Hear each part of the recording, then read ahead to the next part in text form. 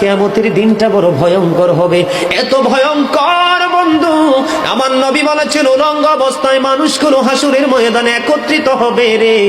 ও বন্ধু, প্রত্যেকের কবর থেকে ওই হাসুরের ময়দানটা কমপক্ষে 50,000 বছরের রাস্তা হবে রে বন্ধু। এই জন্য নবী যখন মেরাজের রজনীতে বোরাক দেখেছিল, আমার নবীকে আল্লাহ দাওয়াত দিয়েছে, বোরাক দেখে আমার নবী এত ক্রন্দন করেছিল, মনে হয়েছিল যেন আমার নবীর চক্ষু মুবারক দুইটা ঝর্ণা হয়ে গেছে। এই যুবক, কাল কিয়ামতের দিন ঘাম এত ঘামবে রে, কেউ মাজা পর্যন্ত, কেউ নাভি পর্যন্ত, কেউ বা আবার পুরো শরীর বন্ধু ঘামের নিচে ডুবে থাকবে, আবার মাথার মগজ টকবক টকবক করে উতরাইতে থাকবে রে।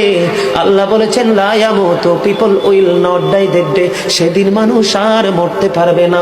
আল্লাহ বলেছেন ফিহা ওয়ালা ইয়াহইয়া, people will not be able to live that day, মানুষ সেদিন বাঁচতেও পারবে না।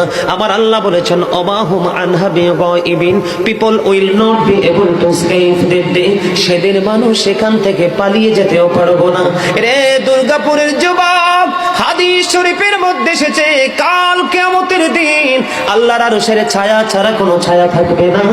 ওই কাল কিয়ামতের দিন এই দুর্গাপুরের যুবকগুলো চাইয়া দেখেন চাতক পাখির মতো বসে আছে। আমার কাছে এত সুন্দর লাগে রে যুবক, আমার হৃদয়টা ঠান্ডা হয়ে গেছে, কলিজা ছুঁয়ে গেছে তোমাদের উপস্থিতি এবং মনোযোগ। আল্লাহ রাব্বুল আলামিন হাদিস শরীফের মধ্যে এসেছে কাল কিয়ামতের দিন আর 7 শ্রেণীর মানুষকে আল্লাহর আরশের ছায়ার নিচে জায়গা দিবে রে। এর মধ্যে বিশাল একটা টিম থাকবে পৃথিবীর যুবকেরা। জোরে জোরে সুবহানাল্লাহ।